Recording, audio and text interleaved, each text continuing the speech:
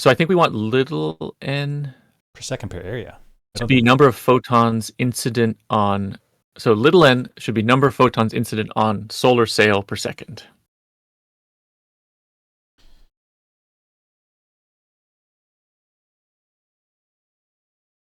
Little n, the number of photons incident. So per second is what you want. Right. Okay, I can do that. Like this. The number of photons incident on solar sail per second. Solar sail per second. Yeah, we can write it out. There's probably a simpler way to do these definitions, but here we go. Here we are. Here we go. Don't worry about it. Don't overthink it. Just get it done. Okay, so if we go back to the force line, it should be force equals N. Yep. Without the A. I think.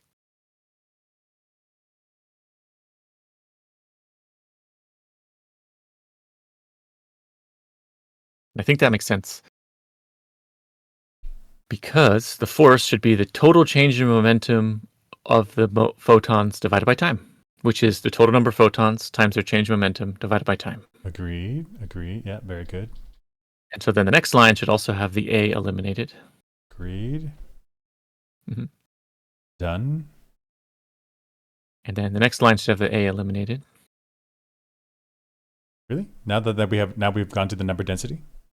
So I think the number density is photons per second. So when n over delta t is now little n. Okay. Yeah, so total number of photons, okay, I'm with you. Mm-hmm. This is wrong then, but that's okay, we'll come back. I think that's actually correct. Because if it was dimensionally, it's correct wrong. because we multiply by that area. So the total number of photons per second should be the incident sunlight divided by the photon energy.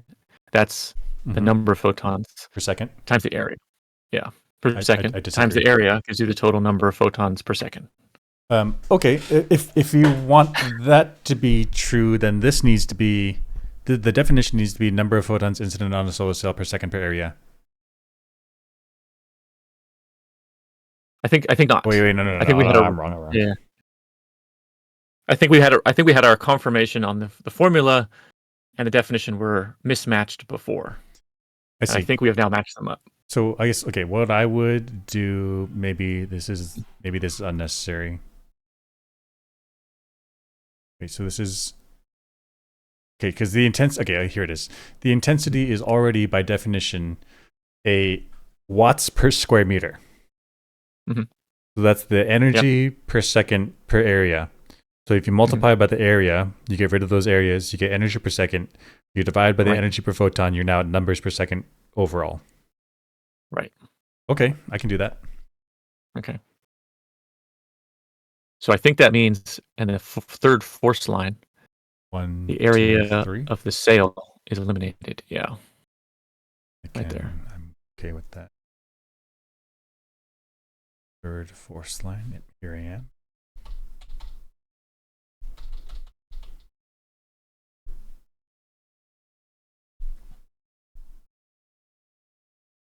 How does that? Oh no, wrong line. Wrong line. Okay, I can do that. LaTeX so difficult to read sometimes. Yeah.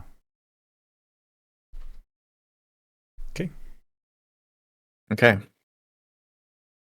So I think, starting from the first line, it's force equals number of photons times the momentum change divided by time. That's force. Yep.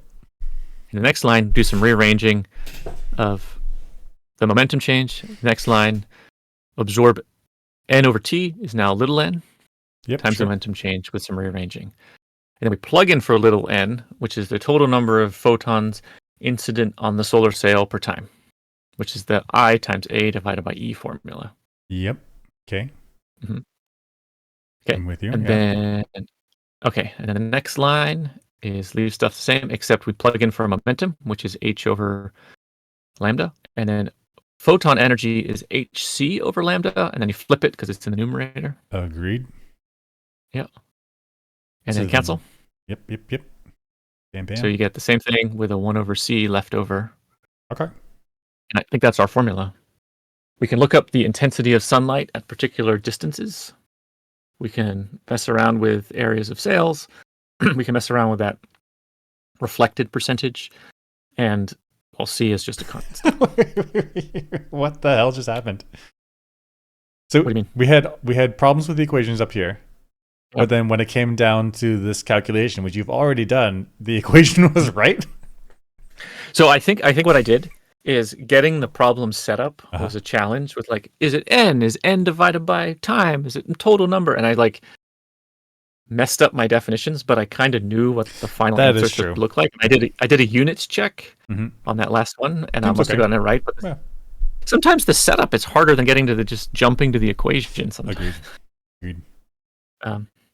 Because if we do a sanity check on that last equation, intensity of sunlight times area is that's energy. That's energy per. That's total energy.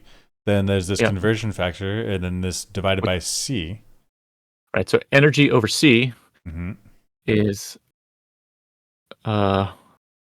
energy over c. If we check the units, it must be force. Let's see. I always have a tricky time with this. So if I have a force times a distance, that's energy, because this work is equal to the integral of force times distance. So if I divide by the distance, I'm back down to force. We have an extra. Wait. So energy.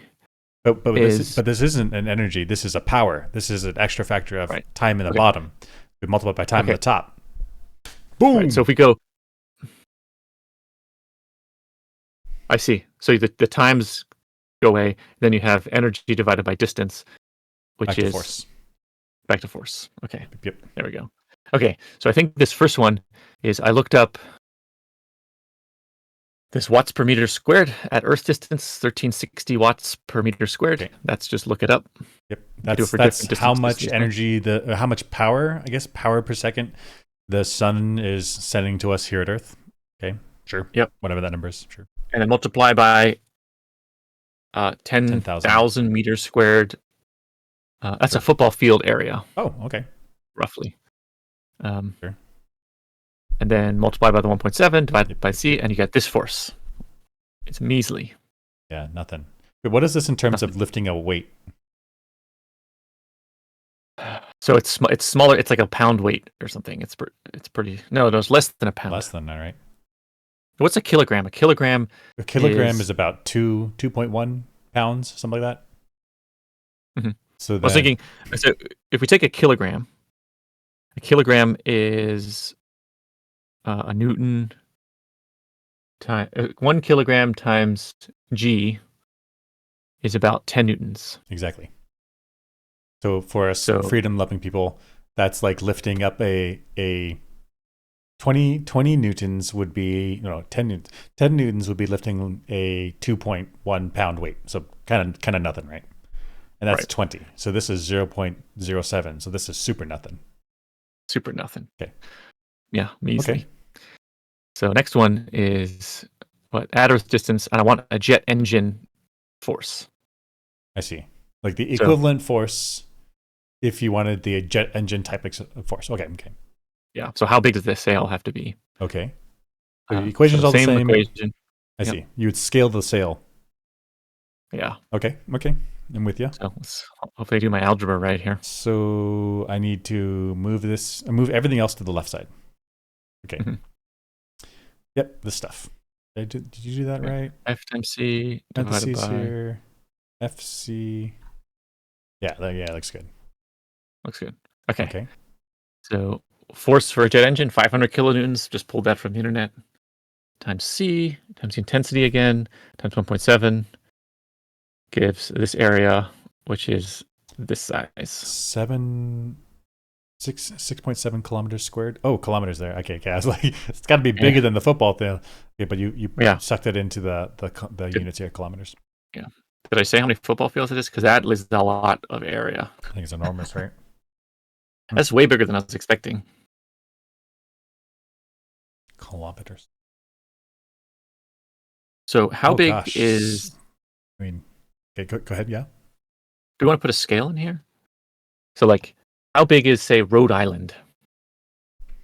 The state. Like, what's the surface area? Island in KM2.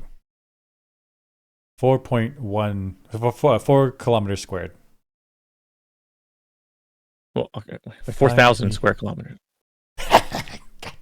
Yeah, Europe is messing me up with commas and periods.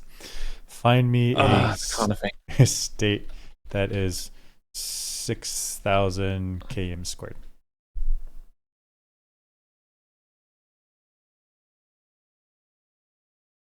Find me a U.S. state. U.S. Yeah. No single state exactly sure. Yukon, Koyukuk census area in Alaska. Okay, that's okay. Can we get a states right by area? Okay, yeah, that'll be easier. Okay. 6,000. Okay, Delaware. There you go, Delaware. Connecticut. That's miles. Okay, yeah, Delaware.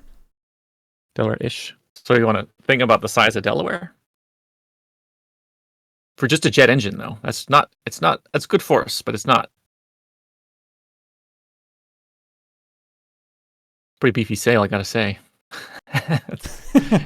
yeah, that's right. So it's a thin sheet of, I don't know, aluminum something, mylar something. Yeah, mylar that covers this entire state.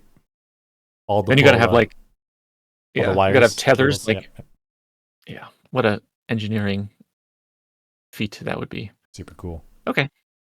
I think, are we happy with that calculation? Yeah, looks good. Looks good top to bottom.